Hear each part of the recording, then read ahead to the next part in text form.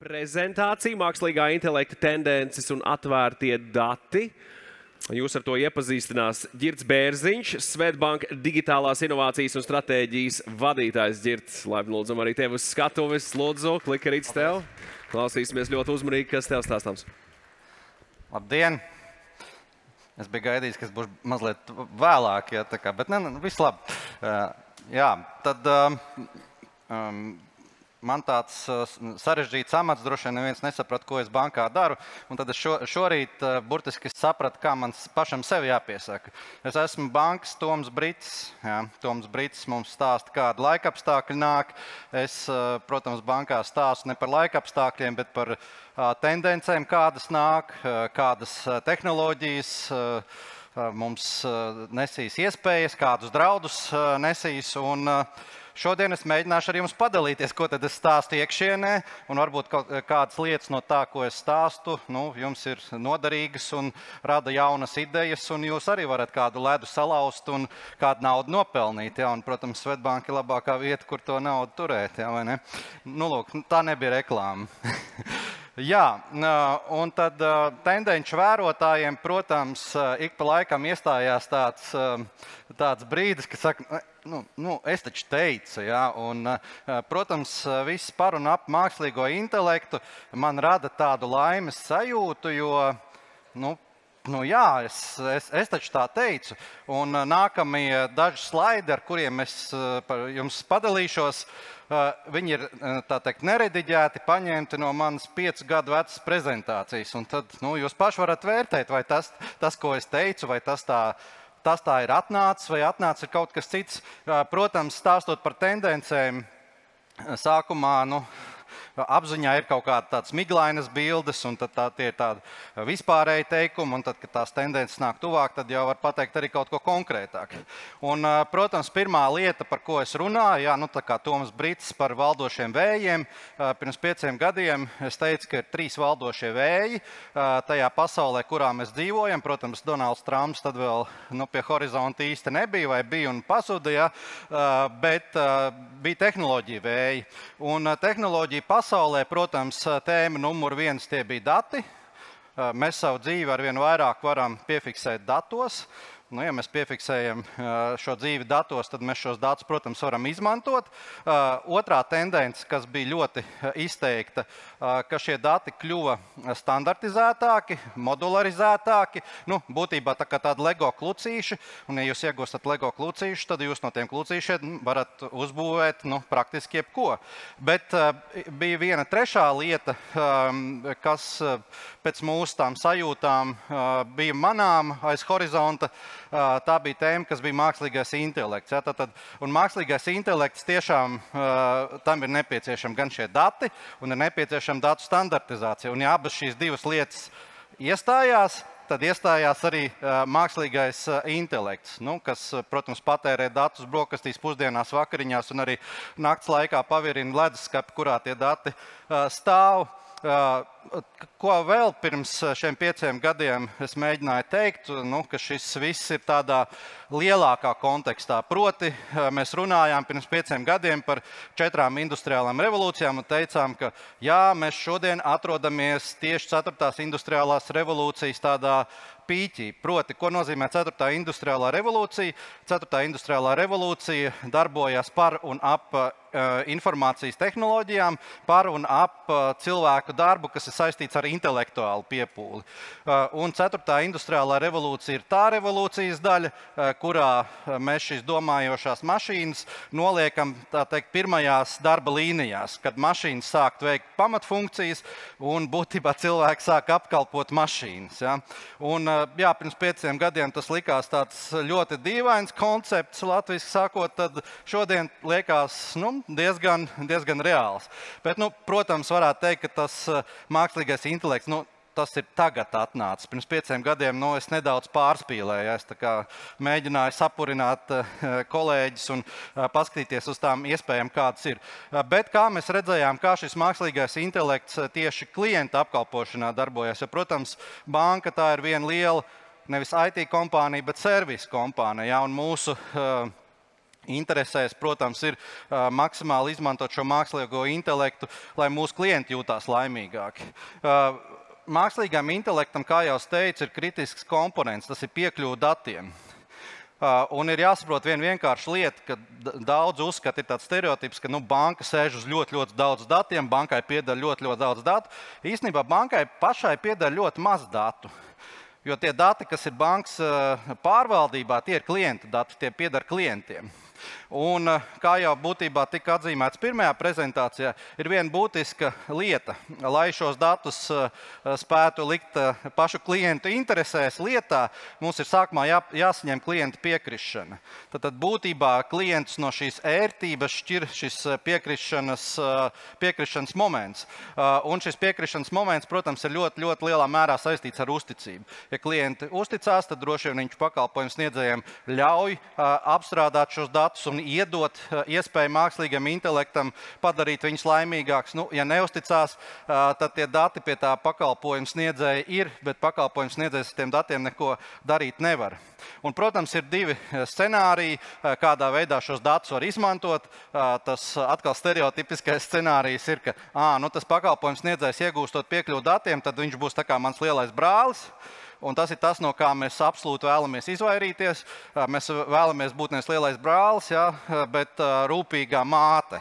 Tas ir pirms 5 gadiem šis ir tas vecais slaids, bija ļoti populāra grāmata par angliski nudging, par tādu pabakstīšanu, un tur tika izmantots šis zilonīšu piemērs, ka ziloņa māte tā kā to bērnu nevis tā rūpīgi, bet tā maigi parāda to pareizo ceļu. Un tas bija tas modelis, kā mēs redzējām, kas nāk. Ko šis modelis mēs paredzējām ietekmēs to, ka arī digitālo pakalpojumu radīšana pārvirzās no tādas masu pakalpojumu radīšanas uz ļoti individuālu pakalpojumu konkrētam klientam. No tādas, kā mēs sakam, produktu distribūcijas uz piekļuvi produktiem, pat no tādiem segmentu bāzētu mārketingu uz viena segmentu, uz viens klients kā segments mārketingu. Tas bija tas, ko mēs teicām pirms 5 gadiem, bet kas tad ir tas, kas reāli atnāca? Un reāli atnāca tagad. Mēs redzam, ka dati ir kļuvuši ļoti standartizēti, un, protams, ja dati atrodas kādā no šiem standartizētajiem mākoņiem, tad tie dati ir vēl standartizētāki, tad viņiem var piekļūt daudz vienkāršāk ar dažādiem tehniskiem rīkiem. Būtībā mēs esam ieguvuši tādu hipersavienojamību. Un, protams, kā šis gaidītais viesis ir atnācis mākslīgais intelekts, un tagad brokastīs cītīgi šos datus patērē. Protams, tās ir tikai brokastis. Līdz pusdienām, vakariņām un citām ēdienreizēm šis mākslīgais intelekts nav ticis. Tad vadam savas gaidas arī apzināti un piesardzīgi. Bet, protams, šis mākslīgā intelekta rīki ir ieradušies. Jautājums, kādā virzienā šie rīki dosies? Un šobrīd tās mūsu sajūtas, tagad es dalos tajās mūsu sajūtās iekšējās, ir, ka būtībā veidojās divi virzieni, kādā šie mākslīgā intelekta rīki dodās. Viens no virzieniem ir, ko mēs varētu teikt, ka tas ir nevis mākslīgais intelekts, bet paplašinātais intelekts. Tas intelekts, kas palielina jūsu pašu spējas, ja jūs iegūsiet superspējas. Un angliski tas skan vēl labāk, kad mēs sakam, ka ir nevis artificial intelligence, bet augmented. Tas pats A ir, bet saturs ir pilnīgi cits. Tātad šie rīki palīdz katram individam iegūt superspējas. Tad ļoti ātri uzrakstīt zinātnisko darbu, uzzīmēt bildītes un tam līdzīgi. Otrs virziens, kurā dodās šie mākslīgā intelekta rīki, ir tā saucamie aģentu rīki. Ko tas nozīmē? Tas nozīmē to, ka jau visai drīzā laikā daudzas no mūsu ikdienas lietām mums pašiem vairs nevajadzēs veikt, bet būs mūsu personiskie virtuālie avatari vai personiskie šie staigātāji, kas šos pakalpojumus mums sakārtos.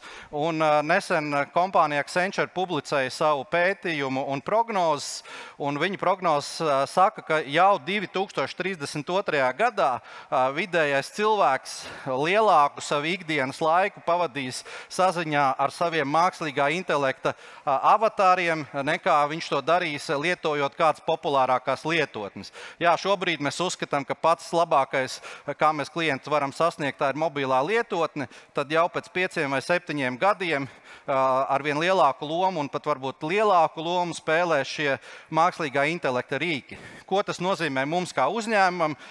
Tas nozīmē to, ka mums jāsāk domāt, ka, lai mēs pievilcīgi izskatāmies ne tikai dzīvam cilvēkam, lai nav ērti tikai mūsu lietotne, bet arī, lai šie mākslīgā intelekta rīki mūs var ātri atrast, lai šie mākslīgā intelekta rīki atrod pareizo informāciju un pasniedz mūs, protams, pietiekami korektā veidā klientam. Ko tas nozīmē klientam? Protams, mūsu gaidas ir tāds, ka mēs varēsim ar vien vairāk sava laika veltīt izklaidei un roboti veiks mūsu iepirkumus, bet līdzīgi kā no uzņēmuma viedokļa, faktiski klientam būs divas izvēles.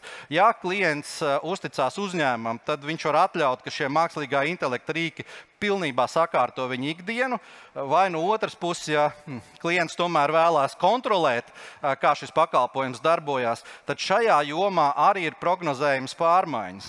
Kas ir bijis līdz šim? Līdz šim viens no dārgākajiem resursiem, jebkuram digitālā pakalpojuma sniedzējam, ir bijis programmētāja laiks.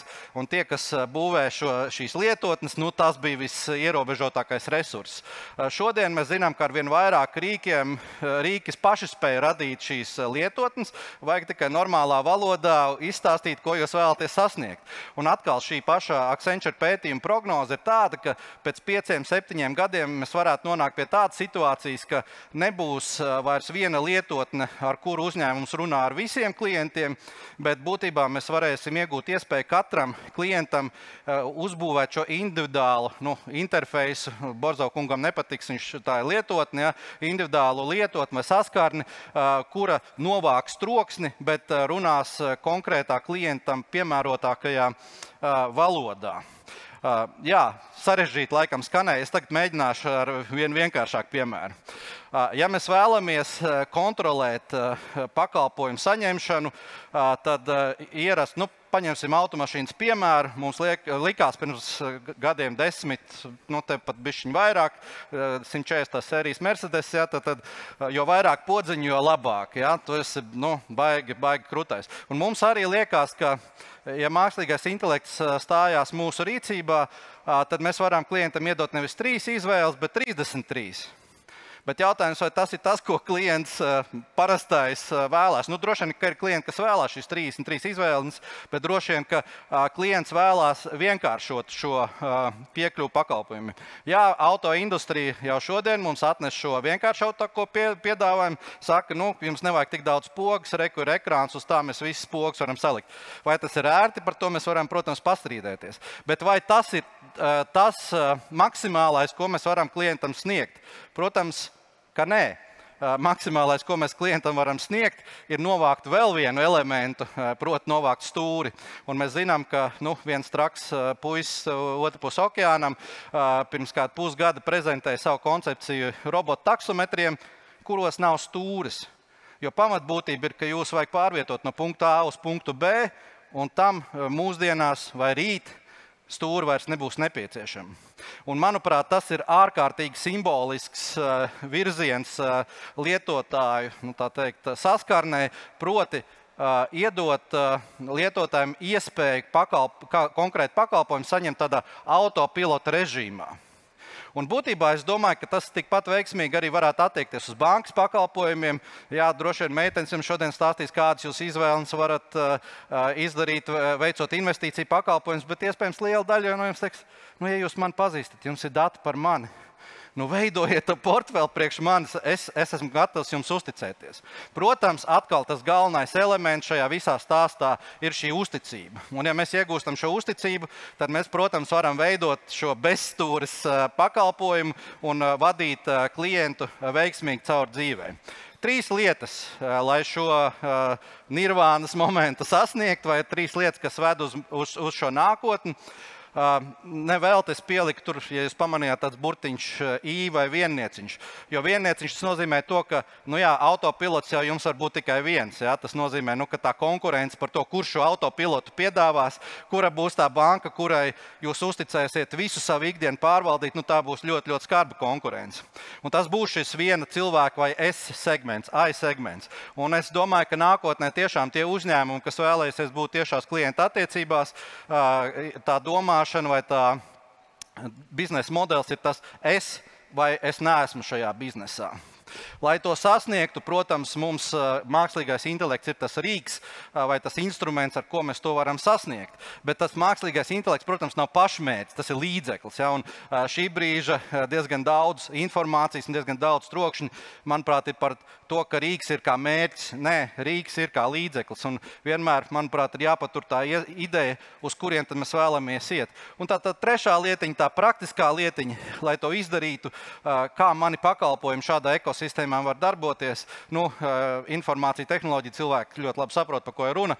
Tātad vai ir jūsu pakalpojums šis API, vai šis mākslīgais intelekts jūs spēs ar jums eleganti sadarboties, vai atkal jūs būsiet ārpus konkurences. Jā, pirms 5 gadiem es stāstīju precīzi šos pašus 3 slaidus. Vienīgais tajā brīdī es stāstīju viņus otrādi. Es teicu API or die, jo AI or die, tāpēc, ka būs AI or die. Tagad man liekas, tā perspektīva ir jāpagriež otrādi, tieši izvirzot priekšplānā šo klientu.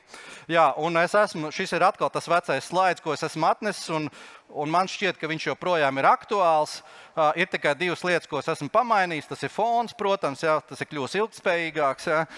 Un otrā lietiņa, droši vien nepamanījāt, vakar gan es mēģināju šo uz dry-run manā kolektīvā, un cilvēki uzreiz pamanīja, tā bultiņa apgriezās otrādi. Ja. Tad, manuprāt, tā domāšana, uz ko ved šī mūsdienu pasaule, šī individuālā apkalpošanas pasaule ved uz to, ka sākumā mums ir klienta perspektīva, un tad mēs skatāmies, kādas pakalpojumus mēs šim klientam pielasam, nevis mēs uzbūvējam pakalpojumus un tad mēģinām viņiem atrast piemērotus klientus.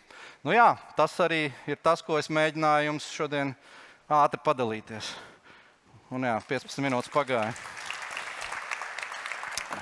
Paldies, paldies, paldies, paldies, paldies.